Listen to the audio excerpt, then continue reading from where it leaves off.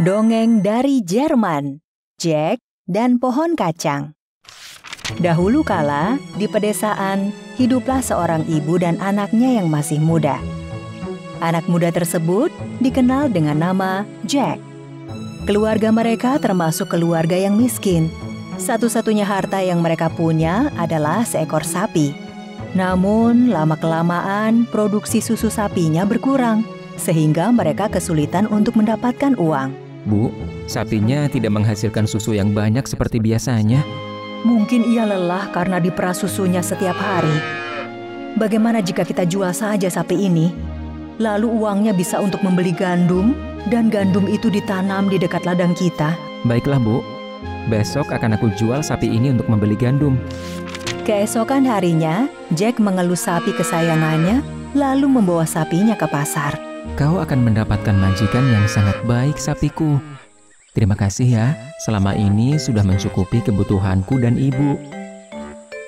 Di tengah jalan menuju pasar, Jack bertemu dengan seorang kakek tua. Kakek itu menghalangi jalan Jack, sehingga Jack dan sapinya berhenti. Mau kau bawa kemana sapimu itu, Jack? Mau aku jual, karena hasil susunya sudah berkurang, Kek. Oh, bagaimana kalau kau tukarkan saja sapimu dengan kacang ajaib ini? Apa? Menukar sapi dengan sebuah kacang? Jangan khawatir, Jack. Ini adalah kacang ajaib. Kalau kau menanamnya di ladang, keesokan harinya kacang ini akan tumbuh subur menjulang tinggi sampai ke langit. Wah, benarkah? Baiklah, aku akan menukar sapiku dengan kacangmu. Sesampainya di rumah, ia segera menceritakan yang dialaminya kepada sang ibu. Ibunya marah besar karena Jack menukarkan sapi itu dengan kacang, bukan gandum. Padahal harga kacang sangatlah murah, apalagi menukarkan sapi besar dengan satu kacang kecil. Jack memberikan kacang tersebut kepada ibunya. Ceroboh sekali kau, Jack. Bagaimana kita bisa hidup dengan sebutir kacang? Bermain-main saja kau. Dengan kemarahannya, ibu Jack melemparkan biji kacang tersebut ke jendela, sampai kemudian jatuh ke tanah. Jack merasa sangat bersalah. Gara-gara kecerobohannya, ibunya gagal mempunyai gandum yang akan ditanam. Puas kau, sekarang kita tidak punya apa-apa. Maafkan aku, Bu. Maafkan kecerobohanku. Aku berjanji akan menggantinya. Sudahlah. Keesokan harinya, Jack masih merenungi perbuatannya. Ia keluar rumah untuk mencari udara segar. Di dekat jendela rumahnya, Jack melihat pohon kacang yang tumbuh dengan sangat tinggi dan cepat. Saking tingginya, pohon kacang itu menembus langit. Wah, ternyata benar apa yang dikatakan kakek itu. Aku akan coba memanjat pohon kacang ajaib itu. Dengan hati-hati, Jack memanjat pohon kacang itu hingga kelelahan. Namun Jack tak kunjung menemukan ujungnya. Pohon ini tinggi sekali. Di mana ujungnya? Dan ada apa di ujung sana? Aku harus terus naik ke atas. Jack tidak patah semangat. Ia melanjutkan memanjat pohon kacang raksasa itu. Sesekali Jack melihat ke bawah.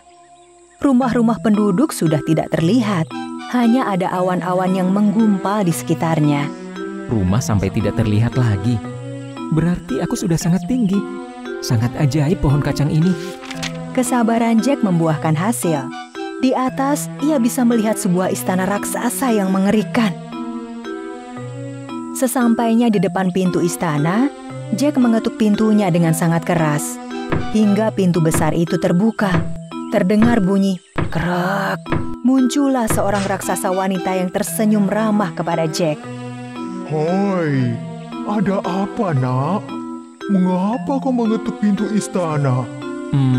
Maaf mengganggu, tapi aku sangat haus dan lapar. Bolehkah aku meminta makanan?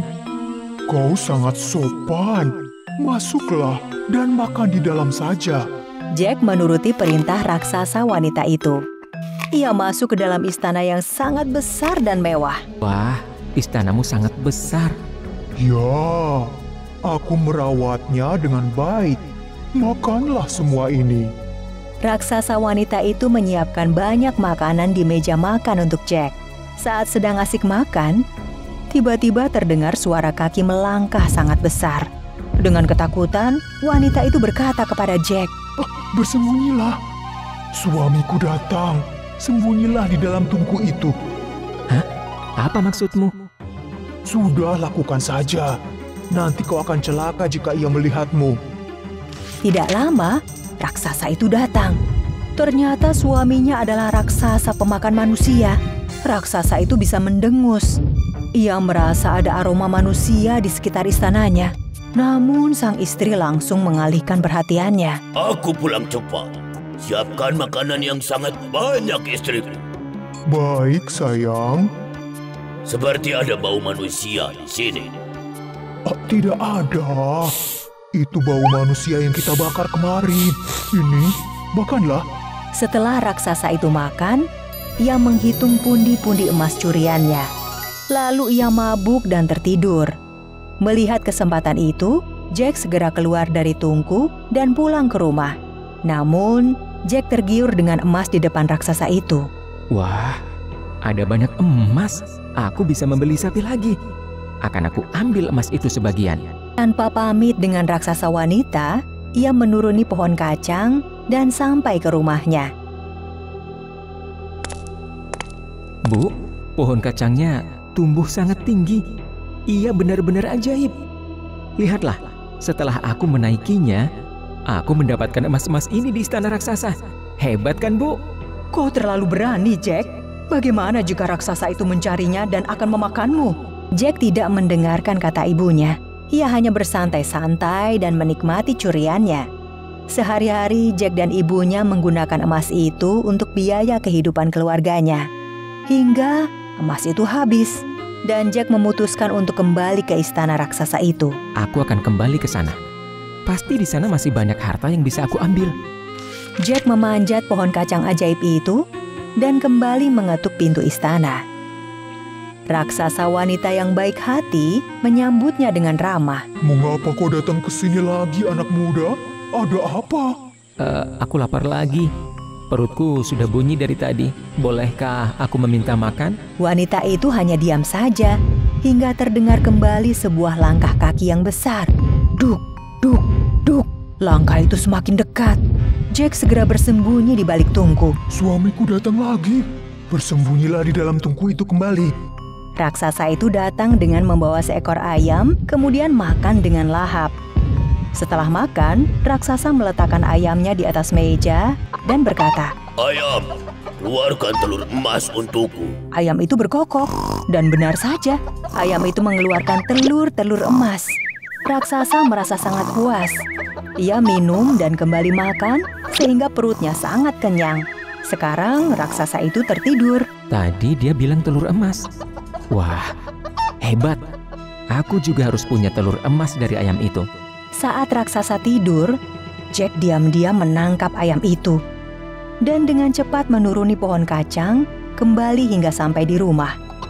Jack pulang dengan membawa ayam petelur emas. Kemudian ia menceritakan yang dialami kepada ibunya.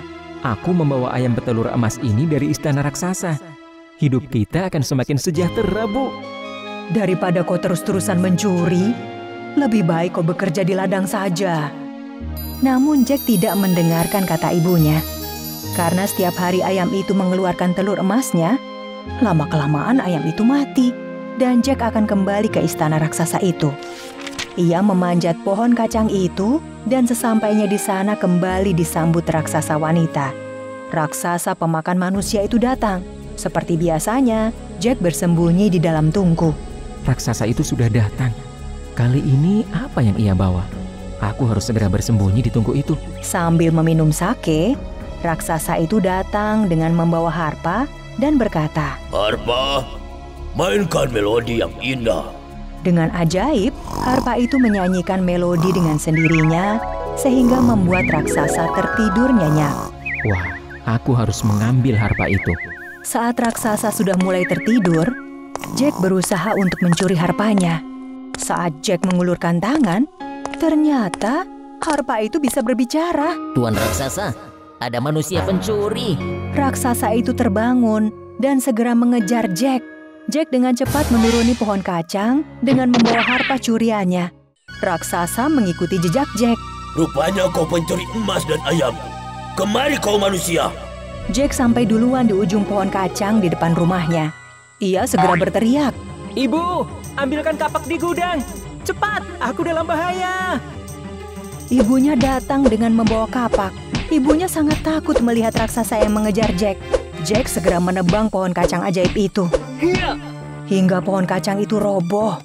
Raksasa jatuh ke tanah dan mati. Sang ibu sangat lega karena Jack pulang dengan selamat. Ia memohon kepada Jack, mulai sekarang, berhentilah kau mencuri.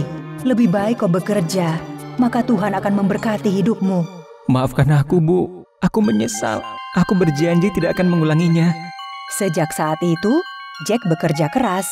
Dengan menggunakan harpa ajaibnya, ia memainkan melodi indah hingga ke pelosok negeri. Hingga pada suatu hari, seorang putri cantik datang ke rumah Jack. Ia kagum dengan Jack yang memainkan harpa dengan sangat indah, sehingga membuat putri terpesona. Permainan harpamu sangat indah.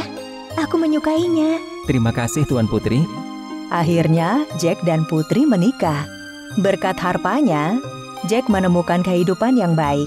Ia menjadi seorang raja yang menolong rakyatnya.